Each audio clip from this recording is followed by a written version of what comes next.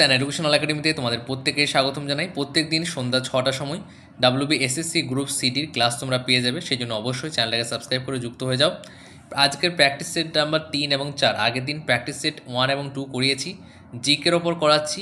জিকেটা কিছুটা কমপ্লিট হলেই আমরা ইংরাজি, অঙ্ক এবং কারেন্ট অ্যাফেয়ার্সের ওপর কিন্তু প্র্যাকটিস সেট নিয়ে আসবো। আমাদের ব্যাচে যদি যুক্ত হও তাহলে কিন্তু 50টা প্র্যাকটিস সেট করানো হবে। মানে তোমাদের টোটাল গ্রুপ সিতে 60 নাম্বার রয়েছে, 60 নাম্বারের জন্য 50টা প্র্যাকটিস সেট, এবং গ্রুপ ডিতে রয়েছে 45টা নাম্বার, সেখানেও কিন্তু 50টা প্র্যাকটিস সেট করানো হবে। তার সঙ্গে প্রত্যেকটা বিষয় পড়ানো হবে, কোনো সমস্যা তোমাদের হবে না। এবং তোমরা যদি ফ্রি ক্লাস পেতে চাও তাহলে সন্ধ্যা 6টার সময় এই চ্যানেলে পেয়ে যাবে। দেখো প্রথম প্রশ্ন কি বলা হয়েছে, প্রত্যেকটা প্রশ্নের 4টি অপশন দেওয়া হয়েছে। তোমরা প্রথমে নিজেরা চেষ্টা করবে, সেই জন্য আমি উত্তরটা প্রথমে লিখে দিইনি। প্রথমে নিজেরা চেষ্টা করবে এবং নিজেরা চেষ্টা করার পরে আমাকে কমেন্টে জানাবে যে তুমি কত পাচ্ছ। 30টা কোশ্চেন রয়েছে, 30-এর মধ্যে তুমি কত নাম্বার পাচ্ছ সেটা অবশ্যই জানাবে। প্র্যাকটিস সেটগুলো ভালো করে যাও, তাহলে কিন্তু কমন পাবে। এছাড়া আমরা ক্লাসও নিয়ে আসবো, চিন্তার কোনো কারণ নেই। প্রথম প্রশ্ন কি বলা হয়েছে, ভারতের বৃহত্তম রাজ্য কোনটি আয়তনের দিক থেকে? উত্তরপ্রদেশ, মহারাষ্ট্র, রাজস্থান, মধ্যপ্রদেশ। সঠিক উত্তর কোনটি হবে? রাজস্থান। 2 নম্বর প্রশ্ন, ভারতীয় সংবিধানে মোট কয়টি তফসিল রয়েছে? 10, 12, 14, 8। সঠিক উত্তর কোনটি হবে? 12। তারপরের প্রশ্ন কি বলা হয়েছে, কে ছিলেন ভারতের প্রথম মহিলা রাষ্ট্রপতি? প্রতিভা পাটেল, ইন্দিরা গান্ধী, মীরা কুমার, সোনিয়া গান্ধী। সঠিক উত্তর কোনটা হবে? সঠিক উত্তর হবে তোমাদের প্রতিভা পাটেল। আর একটা বিষয় বলে রাখি, আমাদের চ্যানেলের পক্ষ হতে ব্যাচ শুরু করা হয়েছে। ব্যাচের যে ভর্তি ফি সেটা হচ্ছে 975 টাকা। ওয়ান টাইম পে রয়েছে, মান্থলি কোনো ফিজ নেই। পরীক্ষা আগে পর্যন্ত ব্যাচ চলবে, প্লাস রেকর্ডেড ক্লাসও থাকবে। এবং রাতের দিকে ক্লাস, অনেকের সমস্যা আছে, অনেকের সমস্যা থাকার জন্য রাতের দিকে ক্লাসটা হবে, 9টা 10টা দিকে ক্লাসটা হবে। কোনো সমস্যা তোমাদের হবে না। এখানে তুমি যে নাম্বারটা দেখতে পাচ্ছ এই নাম্বারে তুমি হোয়াটসঅ্যাপে মেসেজ করতে পারো অথবা ফোনপে করতে পারো। বেশ, দেখে নাও তারপরে যে ডিএনএর পূর্ণরূপ কী। ডিএনএর পূর্ণরূপ দেখে নাও।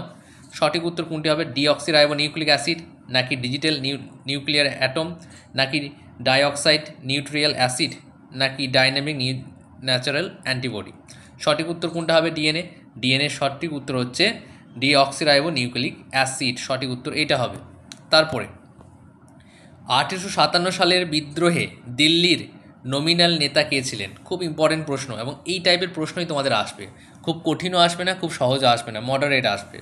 নানা সাহেব, বাহাদুর শাহ, তাতিয়া টোপি, নাকি রানী লক্ষ্মীবাই। সঠিক উত্তর হবে তোমাদের বাহাদুর শাহ।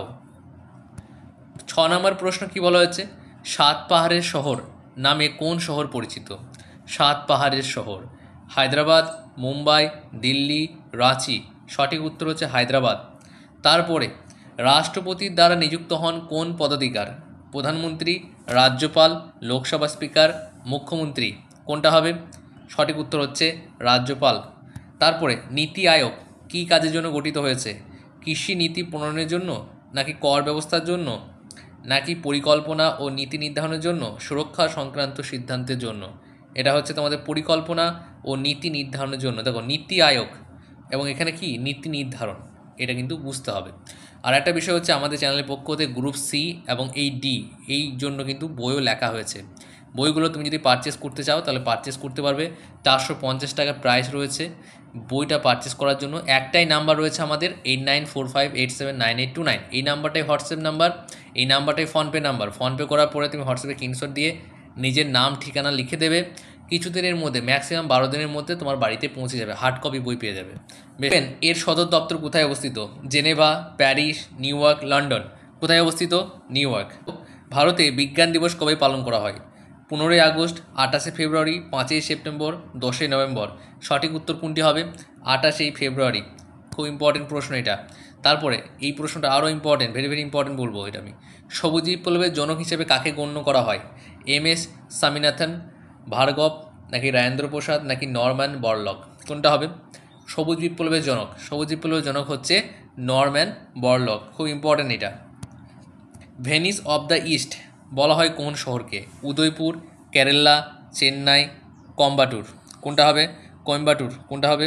সঠিক উত্তর বলো তো, ওটা সেটা উদয়পুর। উদয়পুর সঠিক উত্তর হচ্ছে অপশন নাম্বার এ। তারপরে দেখো 15 নম্বর প্রশ্ন, ভারতীয় সংবিধান কবে কার্যকর হয়?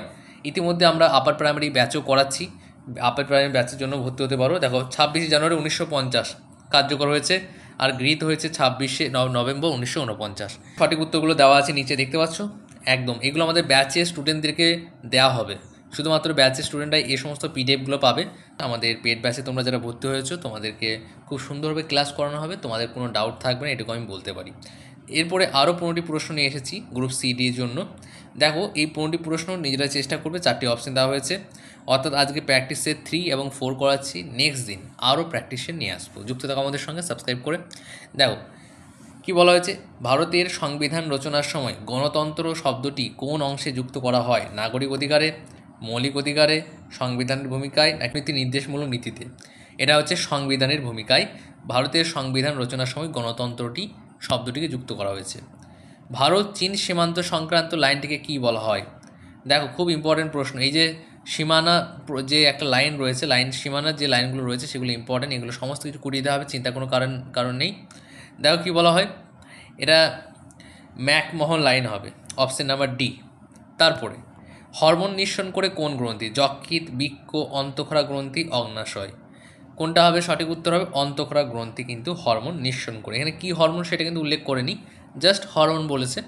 এবং একটা কথা বলে রাখি, আমাদের চ্যানেলের পক্ষ হতে যে সমস্ত প্র্যাকটিস সেট করানো হচ্ছে, যে সমস্ত বইগুলো তোমাদেরকে প্রোভাইড করানো হচ্ছে, কোনো রকমভাবে কারো কপি করা নয়। মানে আমি আগেই তোমাদেরকে বলে দিচ্ছি, অনেক কমেন্ট করছো, কারণ আমাদের বই হচ্ছে ইউনিক। এই বইয়ের বাইরে কোনো রকম প্রশ্ন তোমরা পাবে না, এবং এই বইগুলো বাজারে কোথাও পাবে না তোমরা, শুধুমাত্র আমাদের চ্যানেলের পক্ষ হতেই পাবে, এবং কোনো লেখকের বইয়ের সঙ্গে মিল পাবে না, কারণ এই সমস্ত বইগুলো লিখতে আমাদেরকে অনেক পরিশ্রম করতে হয়েছে। লেখকের চিন্তাভাবনা এবং সাজেশন দিয়ে কিন্তু বইটা তৈরি করা হয়েছে। বইটা ইউনিক বই, কোনো চ্যানেলেও পাবে না, কোনো বাজারেও পাবে না, শুধুমাত্র আমাদের চ্যানেলের পক্ষ হতেই পাবে। বেশ, তারপরে দেখে নাও, হ্যাঁ এখানে যে বিষয়টা বলা ছিল, WBSSC গ্রুপ সিডি 2টি পরীক্ষার জন্য ব্যাচে ভর্তি চলছে। ভর্তি ফি হচ্ছে 1500 টাকা, এটা কিছুদিন পরে কিন্তু 1500 টাকা হয়ে যাবে। এখন অফার রয়েছে 975 টাকায় ভর্তি হতে পারবে, 5ই জুন পর্যন্ত অফার রয়েছে। এবং এখানে তুমি যে নাম্বারটা দেখতে পাচ্ছ, এটাই ফোনপে নাম্বার, এটাই হোয়াটসঅ্যাপ নাম্বার। এই নাম্বারে ফোনপে করার পরে তুমি হোয়াটসঅ্যাপে স্ক্রিনশট দিয়ে নিজের নাম ঠিকানা লিখে দেবে, ব্যাচে যুক্ত করিয়ে নেওয়া হবে, কোনো চিন্তা কোনো কারণ নেই। এবং তোমরা যারা ব্যাচে যুক্ত হবে 975 টাকা দিয়ে, তোমরা যদি আমাদের বই পারচেস করো তাহলে কিন্তু বইটা 50% অফে পেয়ে যাবে, অর্থাৎ 225 টাকায় হার্ড কপি বই পেয়ে যাবে।